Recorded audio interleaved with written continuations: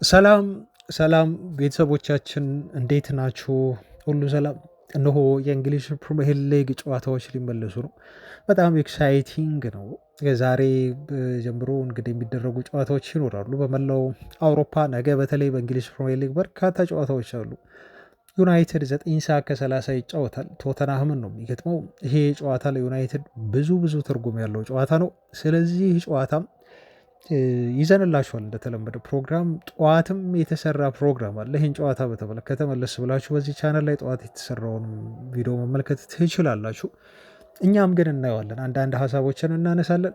በተለይ ከማይክል ካሪክ ጀርባ ያለ ስሙ ብዙ እየተጠቀሰ ያልሆነ ትልቅ ስራዎችን የሚሰራለት ማይክል ካሪክ ሜዳ ላይ ውሳኔ ሲያስፈልገው የሚያማክረው አንድ በጣም ልምድ ያለው አሰልጣኝ አለ። እሱ አሰልጣኝ ማን ነው የሚለውን ይህንን ሰው እንዲሁን ነግራችኋል ዛሬ። ከዛ ውጪ የካይ ሮኒ አዲስ ኮንትራትን በተመለከተ የወጣ ዜና፣ ስለ ጄጄ ገብርኤልም የምናወራው ነገር ይኖራል። ትልቁ ዜናችን ግን የዩናይትድ የአሰልጣኝ ቅጥርን በተመለከተ አሁን ፕሮሰስ ላይ ነው። ክለቡ ከጀርባ ብዙ ነገር እየሰራ ነው። የሉዊስ ኤንሪኬን ለማናገር ፓሪስ ፈረንሳይ ድረስ ሄደው የዩናይትድ ባለስልጣናት የተነጋገሩት ነገር አለ። ይሄ ምንድን ነው የሚለውን ከኢንዲካሊያ ነው መረጃውን ያገኘ ነው። እሱን በጣም በዝርዝር የምናደርሳችሁ ይሆናል። እንደተለመደው ዕለታዊ የዝውውር ዜናዎችም አሉን። ቅድመ ዝውውር ዜናዎች ቤተሰቦቻችን በርካታ ዜናዎች ናቸው። ለምሳሌ ካሳሚሮ በአልናስር የቀረበለት እጅግ የሚያስገርም ደሞዝ፣ እንዲሁም ዩናይትዶች የኒውካስሉን ቶናሊ ለማስፈረም ፉክክር ውስጥ ስለመሆናቸው፣ እንዲሁም የአልዲዝ የዩናይትድ ኢላማ ስለመሆኑ ዳይሞንዴን የተመለከተ ዜና አለን።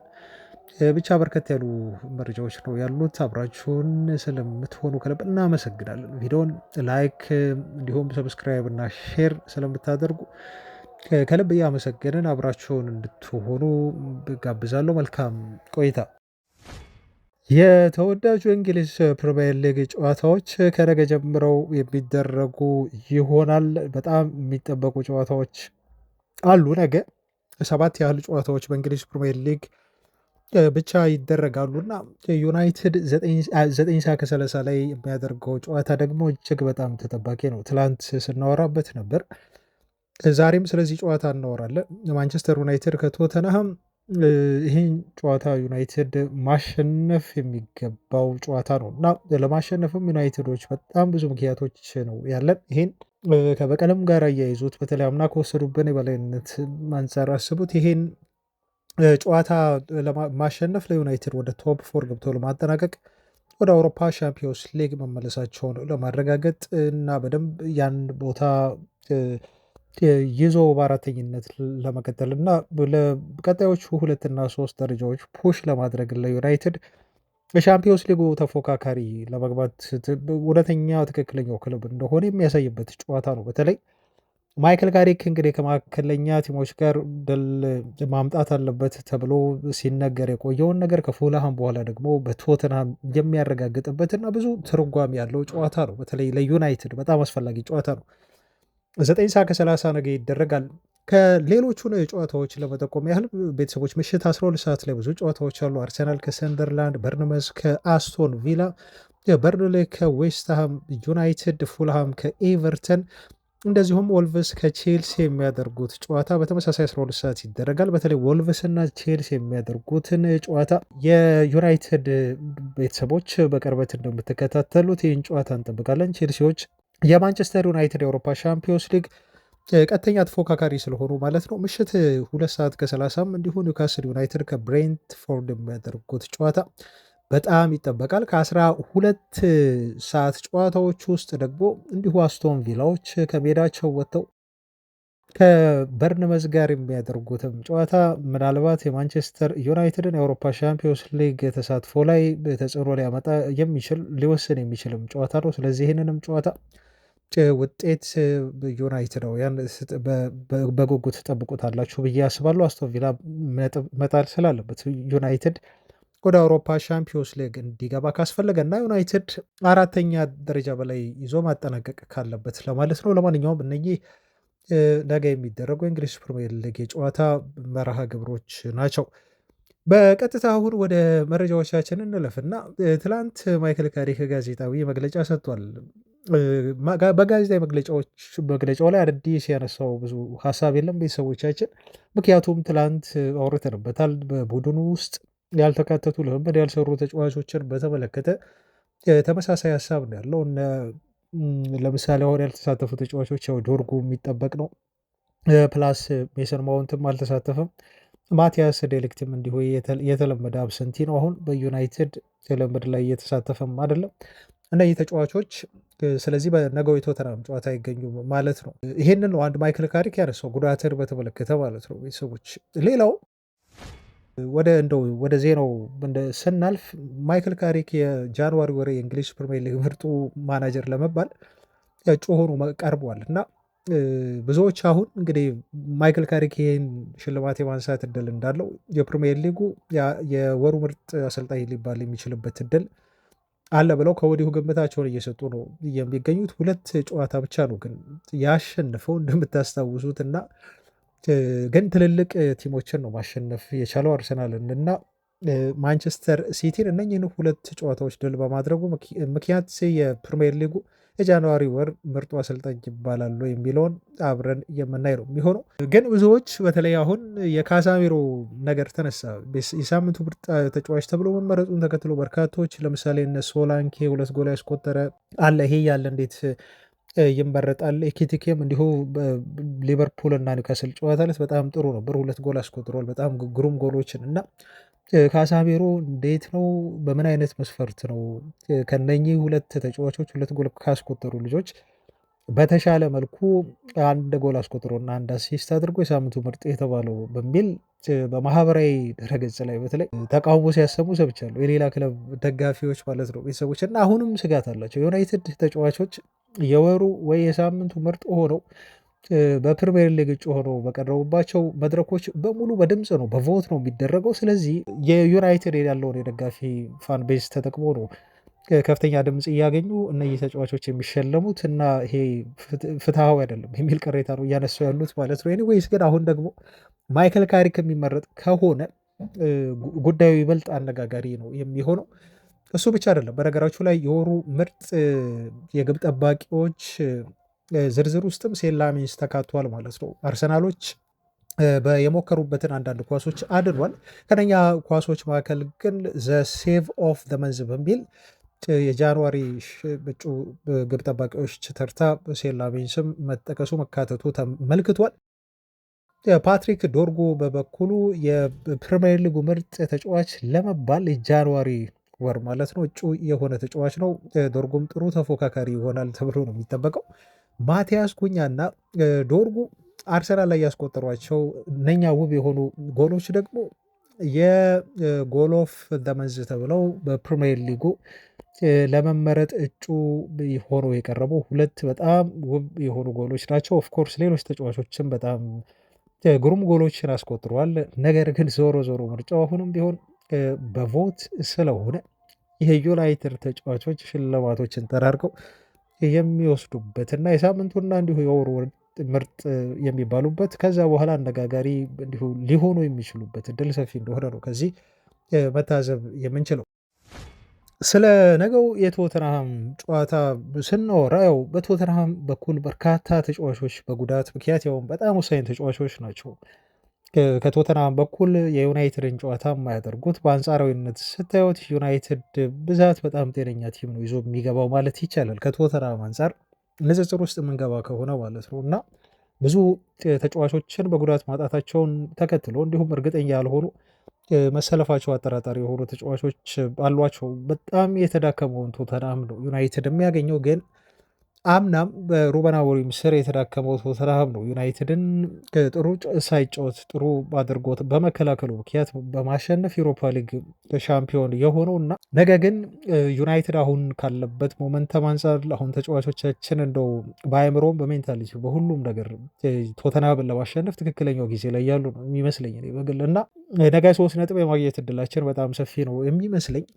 በእግር ኳስ የሚፈጠረው ነገር አይታወቅም። ዩናይትድ ግን ጨዋታውን በጣም በጠባብ ውጤትም ቢሆን አሸንፎ በጣም ውድ የምትሆነውን እና የአውሮፓ ሻምፒዮንስ ሊግ ተሳትፎ የምትሰጠንን ይበልጥ የምታጠናክርልን 3 ነጥብ ይዞ ይወጣል የሚል እምነቱ በእኔ በኩል በጣም ጠንካራ ነው። ቤተሰቦች ግን አሁን ትልቁ ችግር ሰሞኑም እያየን ያለ ነው እና በተለይ በፉልሃም ጨዋታ ላይ የተከሰተ አንድ ችግር አለ። ካሳሜሮ ተቀይሮ በወጣ ወቅት የዩናይትድ የአማካይ ክፍል ሲከፋፈት ተመልክተናል። ምክንያቱም ማኑዌል ኡጋርቴ በአግባቡ ቦታውን አይሸፍንም፣ ከቨር አያደርግም። ዩናይትድ ያቻልነት ጎል የተቆጠረበትም አንዱ ኡጋርቴ ስፔስ ስለሰጠው ነው፣ ለተጫዋቹ በበቂ ሁኔታ የሚመታበት። ይሄ አማካይ ክፍል ክፍተት ቀዳዳ መፈጠርና ዩናይትድ የጨዋታ የበላይነት ስለሚወሰድበት ግዴታ ካሳሜሮ 90 ደቂቃ ፊት ሆኖ መጫወት መቻል አለበት። ዩናይትድ በደንብ ውጤት ይዞ መውጣት እንዲችል አስፈላጊ ከሆነ ማለት ነው። ምክንያቱም ማይክል ካሪክ እዛ ቦታ ላይ ቀይሮ የሚያስገባው በደንብ የካሳሜሮን ሚና መተካት የሚችል ተጫዋች የለውም ዩናይትድ። ስለዚህ ተጫዋቹን በሙሉ ፊትነስ ለ90 ደቂቃ እንዲጫወት ማዘጋጀት መቻል ከዩናይትድ ኃላፊዎች የሚጠበቅ ነው ማለት ነው። ቤተሰቦቻችን አሁን ባለው ሁኔታ ዩናይትድ ሊያሸንፍ የሚችለው ካሳሜሮ 90 ደቂቃ መጫወት ሲችል እንደሆነ ከባለፉት ቅያሬዎች እንዲሁ መታዘብ ትችላላችሁ ማለት ነው። አለበለዚያ በዩናይትድ ቤት ውስጥ በዩናይትድ በተለይ በመጨረሻዎቹ ደቂቃ ጨዋታውን በሚያደርግበት ሰዓታት ወቅት ከፍተኛ ችግር ሊገጥመው ይችላል። ያለ ካሳሜሮ ሚድፊልዱ ሙሉ ለሙሉ ኮላፕስ ሲሆን ስለምናይ አማካይ ክፍል ላይ ያለው አውቶሪቲ ቶታሊ ይሄዳል። ምክንያቱም ኡጋርቴ ልክ እንደ ካሳሜሮ ኮማንድ አያደርግም፣ አውቶሪቲ የለውም አማካይ ክፍል ላይ። እንደዚሁም እርጋታው የአማካይ ክፍል ይጠፋል። ምክንያቱም ኡጋርቴ የሚረጋጋ ተጫዋች አይደለም። በወከባ ኳስ ለማስጣል የሚሞክር ተጫዋች ነው። ባይብሮ መጫወት የሚችል ልጅ አይደለም። ከዛ ውጭ የማንቸስተር ዩናይትድ ስትራክቸር በአጠቃላይ ሲበላሽ፣ የመከላከሉ እንዲሁ ስትራክቸር ሲበላሽ ትመለከታላችሁ። በአጠቃላይ ብዙ ቡድኑ ሚዛኑን ያጣል ማለት ነው እና ማይክል ካሪክ ለዚህ በጣም ሁነኛ ያለውን መፍትሄ እንዲሁ ማምጣት ይኖርበታል ማለት ነው። አለበለዚያ የቶተንሃም የአጥቂ መስመር ተጫዋቾች በዩናይትድ ተከላካዮች ላይ ጫና ሊፈጥሩና እንዲሁ ጎል ሊያስቆጥሩ የሚችሉበት ዩናይትድን ነጥብ ሊያሳጡ የሚችሉበት እድል ስለሚኖር እቺ ቦታ ከፍተኛ ጥንቃቄ የምትፈልግ ነው የሚመስለኝ ማለት ነው። ቤተሰቦቻችን ምናልባት አላቅም እንግዲህ ማርቲኔዝን መጠቀም ካስፈለገ ዩናይትድ በቂ የሆነ ሴንተር ባኮች አሉት አይደል? ቤንች ላይ እነ ዮሮ አሉ፣ በተለይ ሄቨን አለ። ስለዚህ ምናልባት ሄቨንን በተከላካይ ቦታ በማሰለፍ ማርቲኔዝን ሞር ከነሱ ከሁለት ተከላካዮች ፊት በማቆም በ6 ቁጥር ቦታ ላይ ምናልባት ማይክል ካሪክ ይሄንን ነገር ቢሞክረው እኔ በግሌ በጣም ደስ ይለኛል። ነገ ለማንኛውም አብረን የምናይ ይሆናል። ይሄ የሚሆነው ካሳሜሮ ከሌለ ነው። እሱ ካለና ሙሉ 90 ደቂቃ በብቃት እስከተጫወተ ድረስ ግን የዩናይትድ የአማካይ ክፍል ባላንሱን እየጠበቀ በጣም ሴኪውር የሆነ ጥሩ የሆነ ባላንስ ያለው ቲም ይሆናል ማለት ነው። በነገራችሁ ላይ እዚሁ ጋር ስለ ካሳሜሮ በወጣ አንድ ዜና አለ።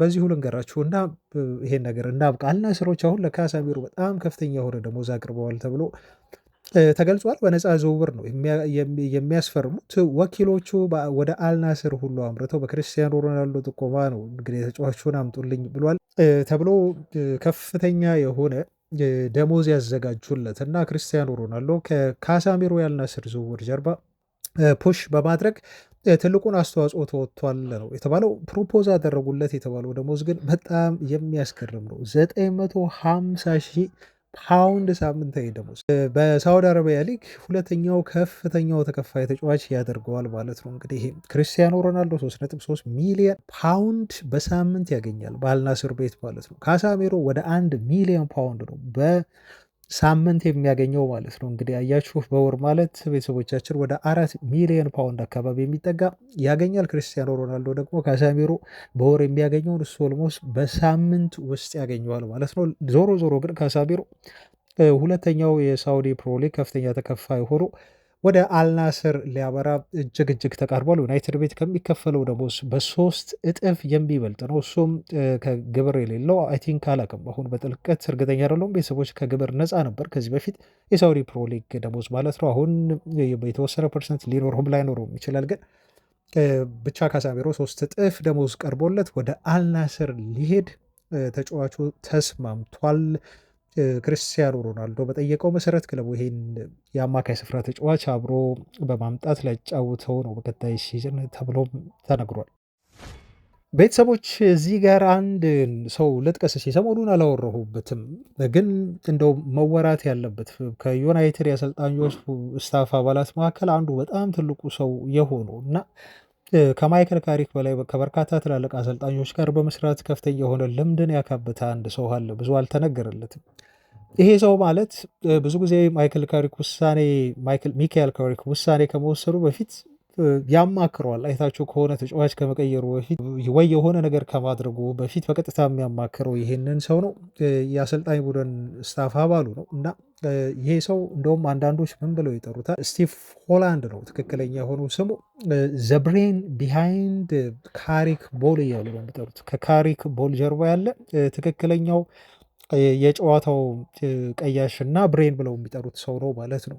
እና ስቲቭ ሆላንድ የተባለው ይሄ ምክትል አሰልጣኝ በእድሜም ቢሆን በማሰልጠንም እንደዚሁ ኤክስፒሪየንስ ከማይክል ካሪክ በእጥፍ ዓመታት የካበተ ልምድ የያዘ ነው። ለዛ ነው ማይክል ካሪክ እሱን ለማማከር የሚሮጠው እና ምናልባት አሁን ላለው የማንቸስተር ዩናይትድ ለውጥ ትልቁን አስተዋጽኦ ካበረከቱ ነገሮች መካከል አንዱ ይሄ ሰው ነው ተብሎ ነው እንግዲህ እየተሞካሸ ያለው ብዙ ስለማይወራለት ዛሬ ግድ ይህን ሰው ላስተዋወቃችሁ በሚል ነው ቤተሰቦቻችን። እና ከበርካታ ትላልቅ አሰልጣኞች ጋር ምክትል አሰልጣኝነት ሰርተዋል። ለምሳሌ አሁን የአንቸሎቲ ምክትል አሰልጣኝ ነበር እና በፕሪሚየር ሊጉን ሁሉ አሸንፏል በ2010 ማለት ነው።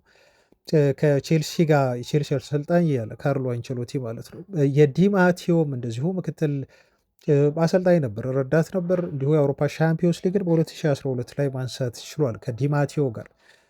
ከዛ ውጭ ደግሞ በኮንቴ ስርም እንደዚሁ የፕሪሚየር ሊጉን ዋንጫ በ2017 ማንሳት ችሏል። አብዛኛውን የእግር ኳስ ሕይወቱን በቼልሲ በምክትል አሰልጣኝነት አብሮ ከዋና አሰልጣኞች ጋር በመስራት ያሳለፈና ዋንጫዎችን እስከ አውሮፓ ሻምፒዮንስ ሊግ ድረስ ማንሳት የቻለ ሰው ነው ማለት ነው።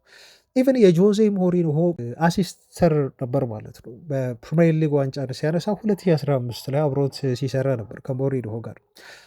ከዛ ደግሞ ወጣና ወደ እንግሊዝ ብሔራዊ ቡድን ሄዶ ከሳውዝጌት ጋር በቅርብ የእንግሊዝ ብሔራዊ ቡድን ለቶማስ ቶል ያስረከቡት ሳውዝጌት ምክትል አሰልጣኝ ሆኖ በዩሮ ፋይናል ላይ መድረስ የቻለና ከትልልቅ ተጫዋቾች ጋር በተለይ በጣም ስመጥር የሆኑ አሰልጣኞች ጋር ኮንቴ፣ ሞሪንሆ፣ አንቸሎቲ ጋር አብሮ የሰራ የካበተ ልምድ ያለው አሰልጣኝ ነው። የማንቸስተር ዩናይትዱ ምክትል አሰልጣኝ የካሪክ ብሬን ብለው ይጠሩታል ስቲቭ ሆላንድ።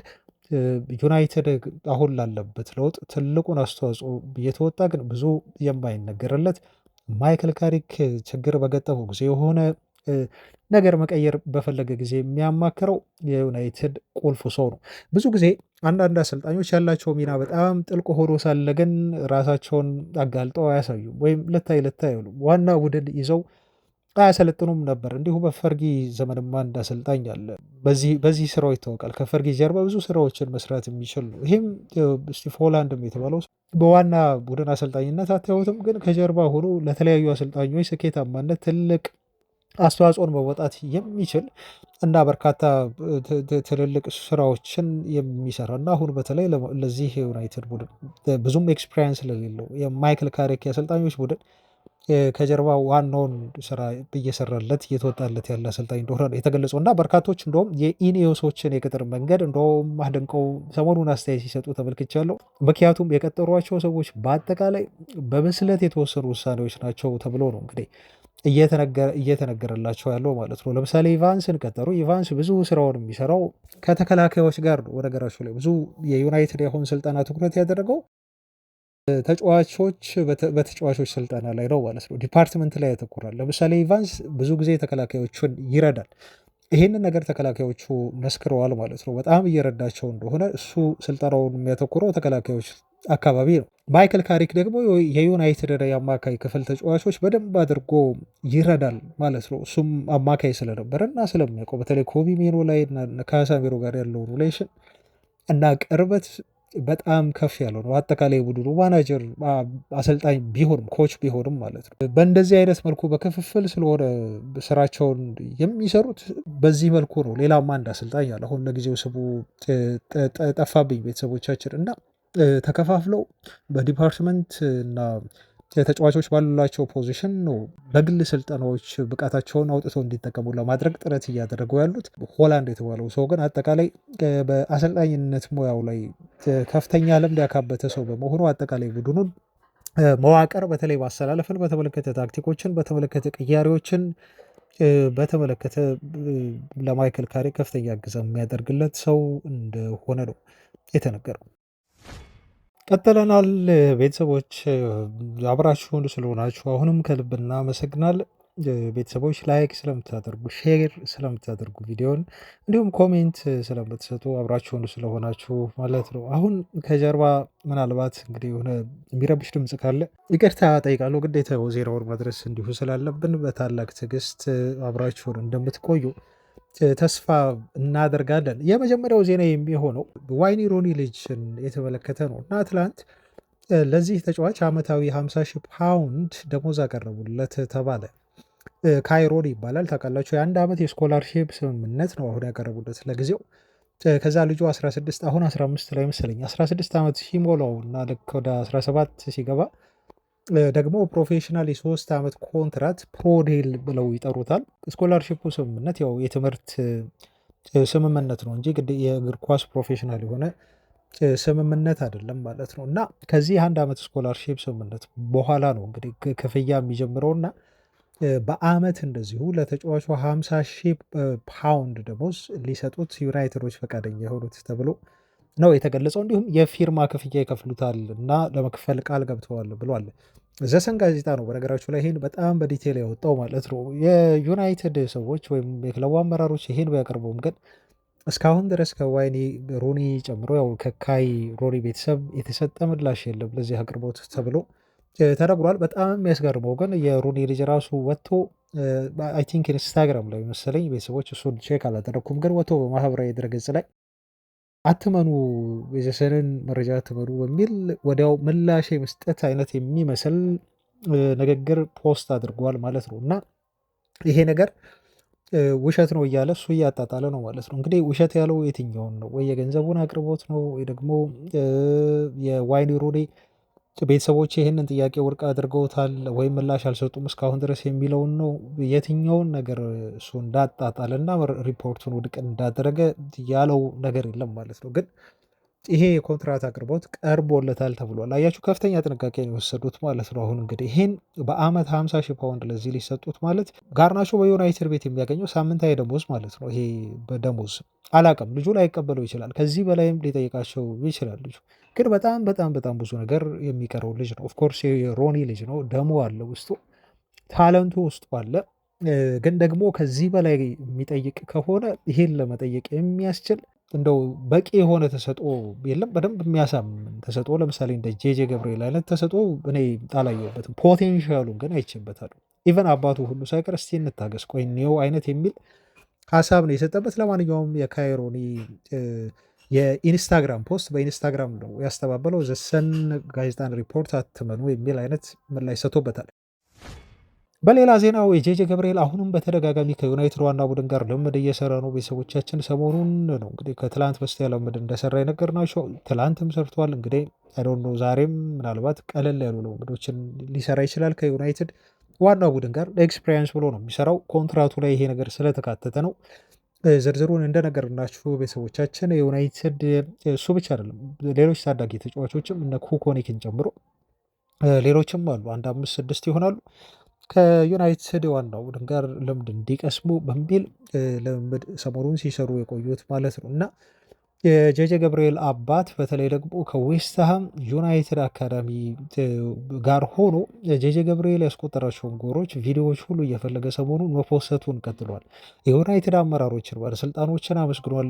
ልጁን በያዙበት መንገድ፣ በተንከባከቡበት መንገድ፣ በሰጡት የ2 ዓመት ኮንትራት ላይ ምን ያህል ተጫዋቹን ለማሳመር እና በክለቡ እንዲቆይ ለማድረግ ከዩናይትድ እንዳይለቅ ለማድረግ እና ባርሴሎና፣ ማድሪድ እንዲሁም የጀርመን ክለቦች እንዳይወስዱት በጣሩበት ልክ አባቱ አሁን አመስጋኝ እየሆነ ነው እና ዌስትሃም ዩናይትዶች አትችልም ዝም ብለህ አንተ የሆነ በሆነ ሰዓት ታለንት ያለው እና ታለንቱ የሆነ ጊዜ ታይቶ የሚጠፋ አይነት ተጫዋች አድርገው በወቅቱ ይቆጥሩት ነበር የሚል ነው የአባትየው ትልቁ ቅሬታ ማለት ነው። በተለይ ዌስትሃም ዩናይትዶች ልጁ ያለውን ታለንት ያውቃሉ፣ ያደንቃሉ። ግን ተጫዋቹ ዝም ብሎ እንደው አንዳንድ እንደው ስፖርተኞች ወይ እግር ኳስ ተጫዋቾች አሉ ታውቃላችሁ፣ በጣም ታለንቱ አላቸው ኳሷን እንደፈለጉ የሚያዟት የሚያደርጓት ግን ደግሞ ፕሮፌሽናል ተጫዋች ሊሆን አይችልም። ይሄ ተጫዋች ዝም ብሎ ታለንቱ አለው እንጂ በትልቅ ደረጃ መጫወት አይችልም ብላችሁ ደግሞ የምትንቁት አይነት ተጫዋች አለ።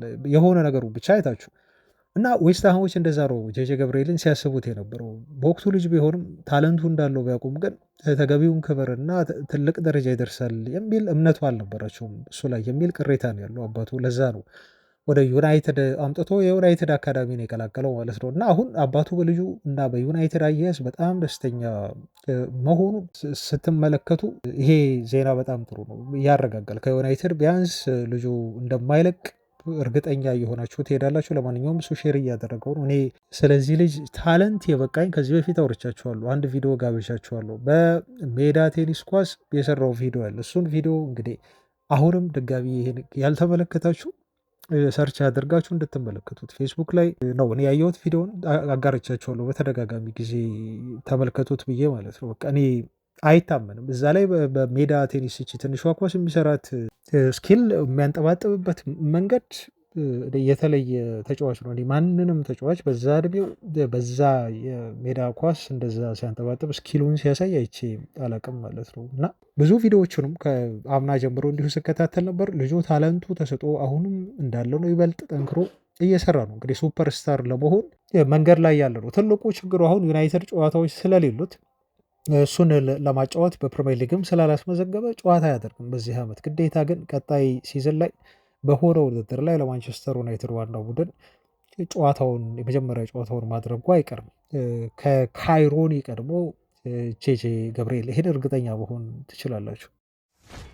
ወደ አሰልጣኞችን በተመለከተ ትላንት ወደ ሰማው አንድ ሪፖርት ላምራችሁ። ትላንት ኢንዲካሊያ ነው ይህን ዜና ያወጣው። ኢንዲካሊያ ዜናውን ካወጣ በኋላ ብዙ የዜና ምንጮች እንግዲህ ያራግበውታል። ኢንዲካሊያ ስለወራው ደግሞ ይህን ዜና ትኩረት ሰጥተን እኛም ልናወራበት ተገደናል።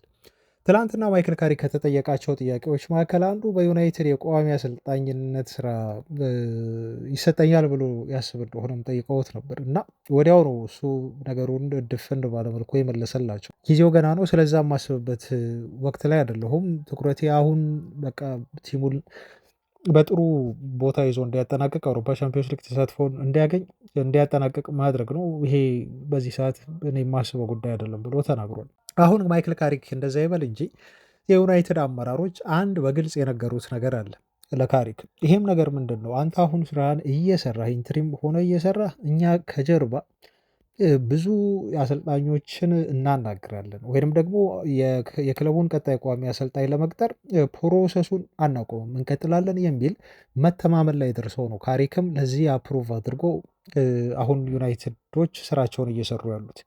በነገራችሁ ላይ አሁን የክለቡን ቋሚ አሰልጣኝ ለመቅጠር ክለቡ አሁን ሂደት ላይ ነው፣ ስራ ላይ ነው። እንደውም አንዳንዶች ዘግይተዋል። ዩናይትድ ገና ከወዲሁ ማወቅ አለበት ቀጣይ አሰልጣኙ ማን እንደሚሆን ብለው መከራከሪያ ሀሳብ ያነሳሉ። እንደ ትልቅ ክለብ እንደ ዩናይትድን እንደሚያክል ትልቅ ኦርጋናይዜሽን እና በጣም ፕሮፌሽናል የሆነ ክለብ የምናስብ ከሆነ ከአሁኑ ዋናውን አሰልጣኝ ቡድኑ ለይቶ የአሰልጣኝ ደግሞ በቂ ዝግጅት ማድረግ አለበት እንጂ ልክ ሲዝኑ ካለቀ በኋላ ከእንደገና አሰልጣኝ ተቀጥሮ ወደ ተጫዋቾች ምልመላ ወደ መተዋወቁ ብላ የሚባል ነገር ውስጥ መሄድ የለበትም ብለው ነው መከራከሪያ የሚያነሱት። ለዛም ነው ክለቡ አሁን ከወዲሁ አናቅም እንግዲህ ብዙ መረጃዎች ወደፊት ይወጣሉ። ማንን እያናገረ ነው?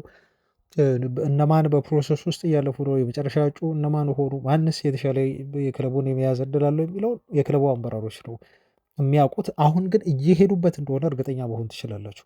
አያችሁ አሁን ኢንተሪም አሰልጣኝ ቢሆንም ግን ማይክል ካሪክ የእሱን ፈቃድ ማግኘት አለባቸው። እሱ እዛ ጋር ተቀምጦ ሌሎች አሰልጣኞችን ማናገር ለስራው እንደው ክብር እንዳለመስጠት ተደርጎ እንዳይቆጠር አስቀድመው ነግረውታል።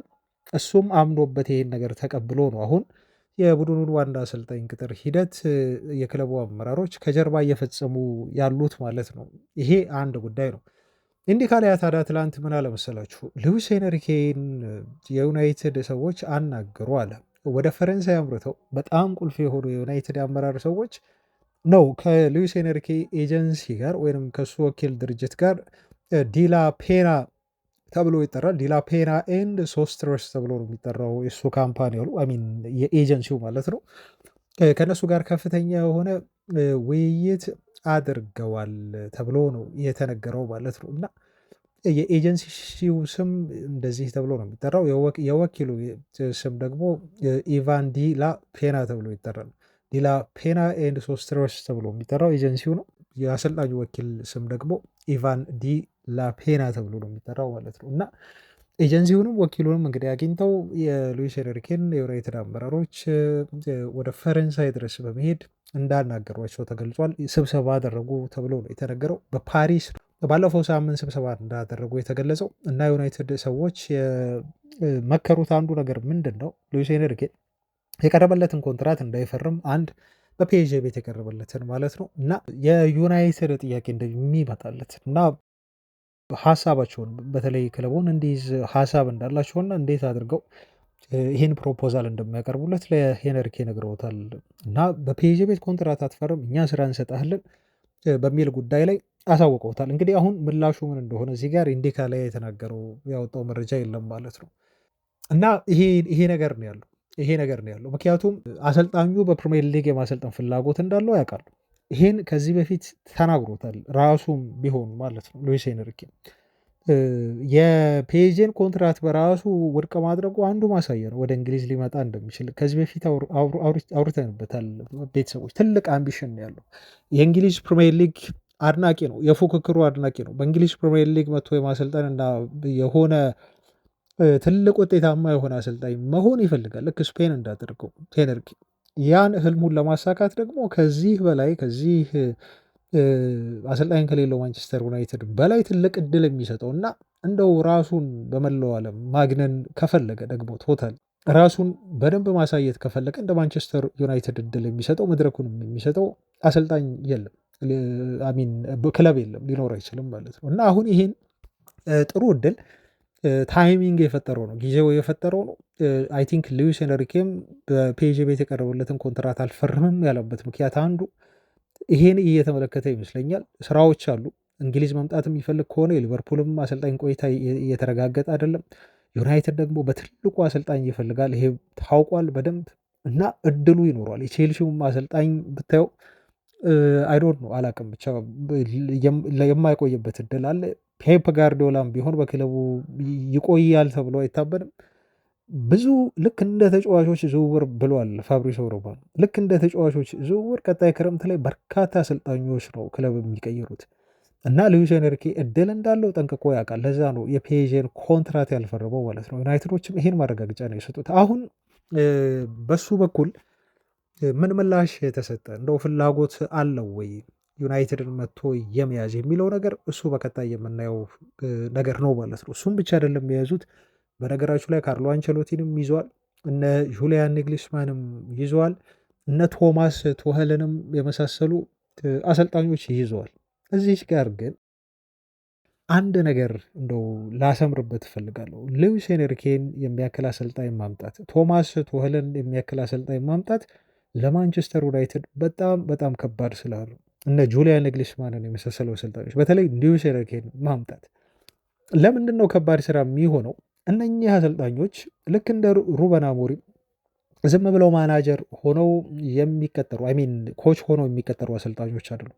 ማናጀር ነው መሆን የሚፈልጉት። አሁን ትልቁ ጥያቄ ሉዊስ ኤንሪኬ የሚያነሳው ጥያቄ ሁለት ነገር ነው። አንደኛ የክለቡን ዝውውር አጠቃላይ መቆጣጠር መቻል አለበት። ነው አንተ ይሄንን ተጫዋች አታመጣም፣ ይሄን ተጫዋች አንፈልግም፣ እኛ የምንፈልገው ይሄንን ተጫዋች ነው ብሎ ክርክር ውስጥ መግባት የሚፈልግ አሰልጣኝ አይደለም። በቃ ግብ ጠባቂ ቦታ ላይ ማርቲኔዝን አምጡልኝ ካለ ማምጣት ብቻ ነው እናንተ ማድረግ ያለባቸው ትልቁ ነገር ማለት ነው እንጂ የክለቡ አመራሮች ነው እሱን ማምጣት አንችልም በዚህ አይነት ምክንያት ብለው የራሳቸውን ጥቅም ወይ የክለቡን ጥቅም ለማስከበር በሚመስል መልኩ ህግጋትን የሚያወጡበት ከሆነ ይሄን ተቀብሎ የሚመጣ አሰልጣኝ አይደለም። ማናጀር መሆን የሚፈልግ ሰው ነው ሁሉንም ነገር ማኔጅ ማድረግ ይፈልጋል።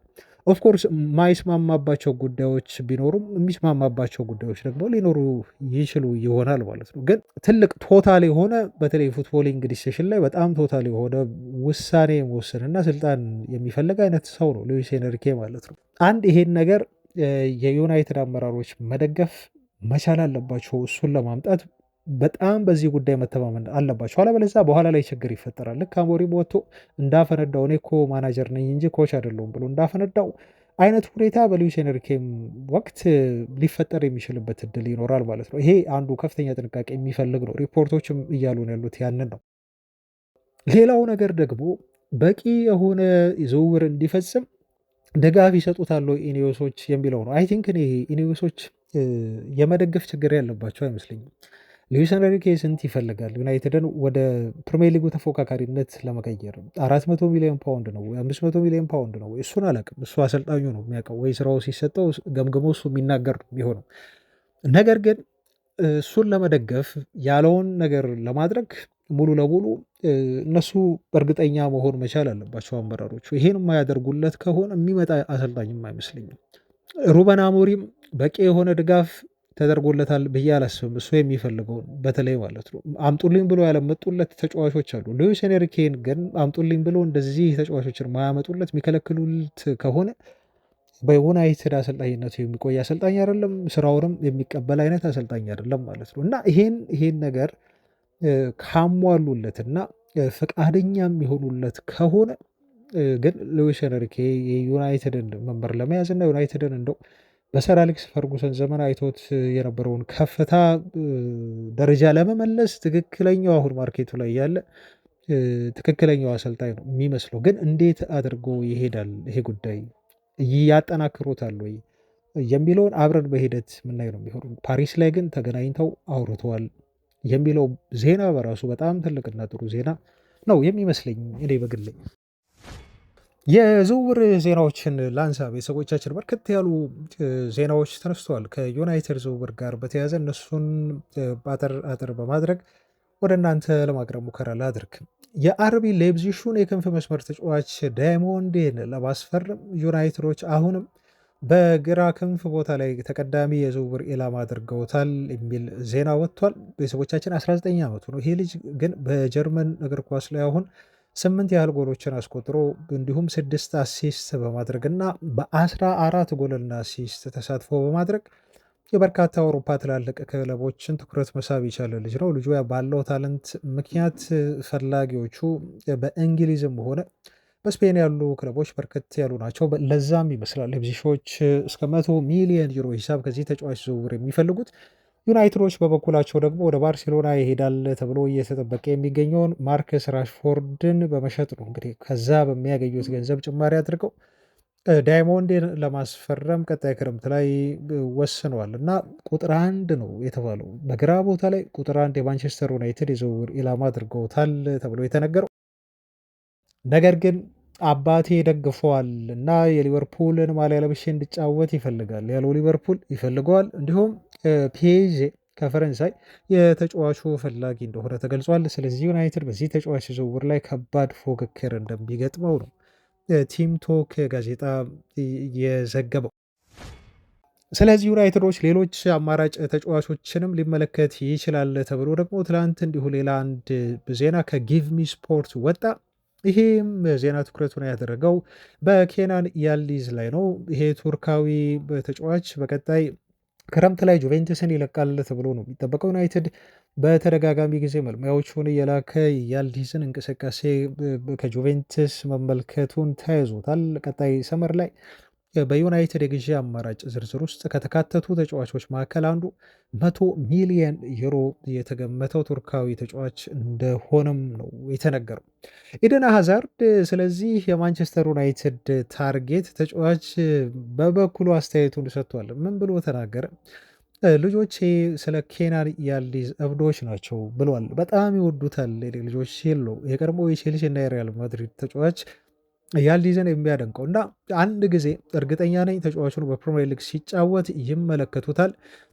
ለእኔ ተጫዋቹ የሪያል ማድሪድ አይነት ወይም በሪያል ማድሪድ ታይፕ ያለ ተጫዋች ነው ሲል ነው ማለት ነው። እንግዲህ ሃዛርድ ተጫዋቹ በአንድ ቀን ለአንድ የእንግሊዝ ፕሪሚየር ሊግ መጥቶ ሊጫወት የሚችልበት እድል እንዳለ፣ ነገር ግን አጫወት ስልቱ ለማድሪድ በጣም አመቺና ተስማሚ የሆነ ተጫዋች እንደሆነ ነው ስለ ያልዲዝም አድናቆቱን ሰጥቶ ይህ ድንቅ ጥበበኛ የቀድሞ የቼልሲ ተጫዋች ሃዛርድ አስተያየቱን የሰጠው። በዩናይትድ የአማካይ ክፍል ዝውውር ላይ ስለ ኮቢ ሜኖ የተነሳው መረጃ እንዲሁ ላድረሳችሁና የወጡ መረጃዎች አሉ ከአማካይ ዝውውር ጋር፣ እሱን የምነግራችሁ ይሆናል። በጣም የሚያስገርመው ሩበን አሞሪም ይህኔ በዩናይትድ ቤት አሰልጣኝነታቸው ቢቀጥሉ ኖሮ ኮቢ ሜኖ በክለቡ አይገኝም ነበረ፣ ወደ ናፖሊ ያመራ ነበር እና ደግሞ ኮነር ጋላገር የእሱ ምትክ ሆኖ ወደ ማንቸስተር ዩናይትድ ይመጣ ነበር የሚል ሪፖርት ለአንተ ተመልክቼ ገርሞኝ ነበር። ቤተሰቦቻችን ለእናንተ ማድረሻለሁ። ፋብሪሲዮ ሮማኖ የተናገረው ነው በነገራችሁ ላይ እና ኮቢ ሜኖን ከክለቡ አስወጥቶ አሞሪም ጋላገርን ለማምጣትና ምትኩ ለማድረግ ነበረ ከውሳኔ ደርሶ የነበረው። ይህን ነገር ነው በጽኑ የተቃወሙት የክለቡ አመራሮች። አይ ቲንክ ለስንብቱም አንድ ምክንያት የኮቢ ሜኖ ምክንያት ሆኗል ብዬ ነው ማስበው። ለኮቢ ሜኖ ያለው የግል አመለካከት አሰልጣኙ በጣም ዝቅተኛ ነው የሚመስለው። ስለዚህ ጋላገር ወዴት ሄደ? ወደ ቶተንሃም አመራ። ኮቢ ሜኖ ደግሞ ሩበን አሞሪም በመሰናበቱ ምክንያት በማንቸስተር ዩናይትድ ቤት ቆይቶ አስደናቂ የሆኑ 3 ጨዋታዎችን አደረገ። አሁን ከወኪሎቹ እና ከዩናይትድ ሰዎች ጋር እየተነጋገሩ ነው እንግዲህ አዲስ ኮንትራት ለመፈረም ለኮቢ ሜኖ ጠቀም ያለ ኮንትራት ጭማሪ ያደርገውለት ወደ 5-6 እጥፍ ነው እየተባለ ያለው። ከ100,000 ፓውንድ በላይ ደሞዝ ሊሰጡት እንደሚችሉ እርግጠኛ ሆናችሁ መናገር ትችላላችሁ። እስከ 150,000 ፓውንድ ነው እየተገመተ ያለው የሚሰጡት ኮንትራት። ኮቢ ሜኖ በቅርቡ ይሄን አዲስ ኮንትራት ይፈርማል ብሎ ፋብሪሲዮ ሮማኖ እንዲሁ ሪፖርቱን አድርሶናል። ምክንያቱም ተወካዮቹ ከማንቸስተር ዩናይትድ ሰዎች ጋር ስለ አዲሱ ኮንትራት ጉዳይ ላይ ለመነጋገር በውስጥ ትልቅ ቀጠሮ ይዘዋል ብሎ ይህን ጉዳይ አረጋግጦልናል ማለት ነው። ሌላው ከዝውውር ጋር በተያያዘ በተለይ አማካይ ክፍል ላይ ስሙ ከዩናይትድ ጋር የተነሳው ተጫዋች ሰሞኑን የቶናሊ ጉዳይ ነው። ሳንድሮ ቶናሊ በጣም አስደናቂ የሆነ ዲፌንሲቭ ሚድፊልድ ተጫዋች ነው። በነገራችሁ ላይ በኒውካስል ዩናይትድ የአማካይ ክፍል ላይ በጣም ምርጥ እንቅስቃሴ እያሳየ ያለ ተጫዋች ነው እና ዩናይትዶች አሁን የቶናሊን ዝውውር በይፋ ፉክክር የተቀላቀሉ ስለመሆናቸው ሪፖርቶች ያለፉትን 3 ቀናት ሲዘግቡ ቆይተዋል። አሁን ይህም ጉዳይ በሜትሮ ጋዜጣ ተረጋግጧል ማለት ነው። ገና 25 ዓመቱ ነው።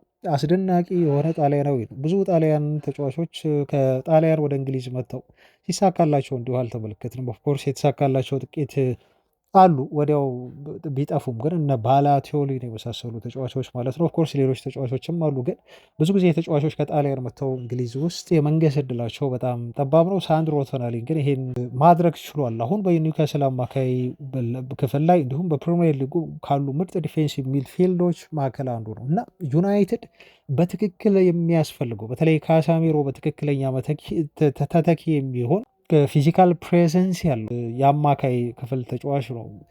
አሁን ዩናይትድ ይህን ተጫዋች የአማካይ 6 ቁጥር ቦታ ላይ የዝውውር ኢላማ ማድረጉ የሚያስገርምን አይሆንም ማለት ነው። ግን ደግሞ ቲሙን ወዲያው ሊቀይር የሚችል እንደውም አንድ የታወቀ ሰው አስተያየት ሲሰጥ ነበር። ዩናይትድ ይህን ልጅ ነው ማምጣት ያለበት፣ የካሳሜሮ ትክክለኛ የሆነ በትክክል የሚመስለው ተተኪው ነው አጫወቱን ብሎ ሲያደንቀው ነበር። ካለው ፊዚካሊቲ አንጻር፣ ካለው የመከላከል ብቃት አንጻር እንዲሁ ማለት ነው የቲሙን ባላንስ በደንብ አድርጎ መጠበቅ ስለሚችል። ስለዚህ ዩናይትዶች አሁን ጥሩ ዜና በይፋ የ25 ዓመቱን ጣሊያናዊ ለማስፈረም የሚደረገው ፉክክር ውስጥ ተቀላቅለዋል። ቀጣይ ክረምት ላይ ለኒውካስል ዩናይትድ እንግዲህ ይህን ተጫዋች ማስፈረም የሚፈልጉ ከሆነ በጣም ትልቅ ገንዘብ ማዘጋጀት እንዳለባቸው እና ሌሎች ክለቦችም ስለሚፈልጉት በተለይ ማንቸስተር ሲቲ ተጫዋቹን ለማስፈረም ይፈልጋል የሚሉ ሪፖርቶች ስለወጡ ከሲቲ ጋር መፎካከር ዩናይትድ ይጠበቅበታል ማለት ነው። ስሙ መያያዙ በራሱ ይሄ ተጫዋች አይ ቲንክ በጣም ጥሩ ዜና ይመስለኛል። እኔ በግል ቤተሰቦች ይሄን ይመስላሉ ፋሚሊዎች። ለዛሬ ያስኩላችሁ መረጃዎች እነኚህ ናቸው። አብራችሁኝ ስለነበራችሁ እጅግ ከልብ ነው ማመሰግነው። አይ ቲንክ ነገ እስቲ ሜቢ ቼክ አድርጉ ቤተሰቦቻችን፣ ከተገናኘን ነገ፣ አለበለዚያ ነገ ካልተገናኘን እንግዲህ ጨዋታው በጊዜ ስለሚደረግ ማለት ነው ያው እሁድ ነው የምንገናኘው፣ ስለ ጨዋታው የምናወራ ይሆናል። ብቻ አብራችሁኝ ስለሆናችሁ ስለተከታተላችሁኝ እስካሁን ከልብ ነው ማመሰግነው። መልካም ቀን ይሆንላችሁ ባይ